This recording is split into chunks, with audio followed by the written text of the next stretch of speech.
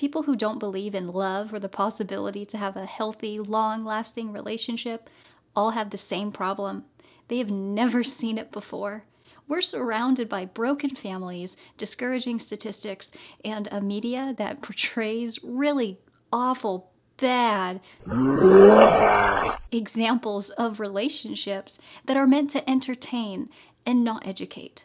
Sometimes we're able to reverse engineer a healthier relationship by learning what to do, but rather than trying to unlearn all the bad stuff, what everybody needs is examples of the good stuff. Good habits. Good habits that are easy to do, almost as easy as subscribing to this channel. Hello everyone, my name is Tia and I'm a licensed psychotherapist. I make videos that offer tips on how to improve your relationship with yourself and with other people. So make sure that you like, subscribe, and hit that notification bell so you never miss more tips from a therapist. Today, we're talking about a healthy habit that can fortify your relationship. One of the best ways to protect your relationship is by having a regular State of the Union check-in. Asking each other two simple questions that will have a profound positive impact on the quality and strength of your relationship. The first question is there anything on your heart or mind that you'd like to talk about? This question opens the door to honesty and slams it on rumination and resentment. This question communicates to your person that you care about their mental and emotional well-being, that when they can't let go of something, they don't have to bear that weight alone. Regularly unloading things that are stuck in your mind or heart keeps things from being swept under the rug, and it prevents both of you from being isolated in a negative emotion or a difficult thought process that may not even be accurate in the first place. The first question doesn't even have to directly do with anything that either of you said or did.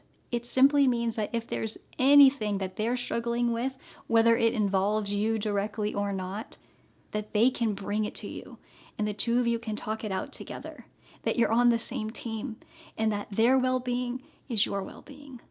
The second question is there anything I can do to make you feel more loved? This question invites your person to express any unmet needs. It's a reminder of the shared commitment and responsibility. Hi, Barney. Apparently, you need to be held to feel more loved. You're so sweet. It's a reminder of the shared commitment and responsibility to keep the love and passion in your relationship alive. It communicates that you're humble enough to know that you're not perfect and that you're willing to listen to feedback on how you could love them even better. The second question also separates things that you can do to make them feel more loved and what they need to take ownership of to improve their own well-being. It makes any differences in love languages very clear, and it gives both of you a map on how to find your way back to each other's hearts when life situation makes you take a detour away from each other. And by regular check-in, I mean daily. When you're doing a quick check-in every day, nothing is able to build up. Small problems never grow into larger problems, and resentment never has a chance to take root. Daily check-ins also make talking about the relationship less intimidating and more normal. Most couples don't really talk about the relationship unless there's already a significant problem, and they don't have the skills on how to deal with that together. Making the habit of checking in every day is kind of like weeding the garden of your life together. If you do it regularly, it takes no time at all. But if you neglect your garden for a long time, removing the accumulated weeds and resuscitating all the nice stuff that you wanted to grow died, that's going to be much more of an effort and take time and probably a lot of money. Removing weeds from your garden keeps it healthy and beautiful, and it stops anything from siphoning resources away from the good stuff. The second question also gives the opportunity for both of you to say, "No, babe, I'm doing great. I feel so loved by you and appreciate everything that you do for me." This builds up a reservoir of gratitude, goodwill, and confidence in each other that you can rely on in the moments where there are improvements that need to be made. Daily check-ins also give you very important information about the relationship. Watch very closely when you do this. Does this person respond well to the questions, or do they get defensive? Do they follow through on the feedback that you gave them?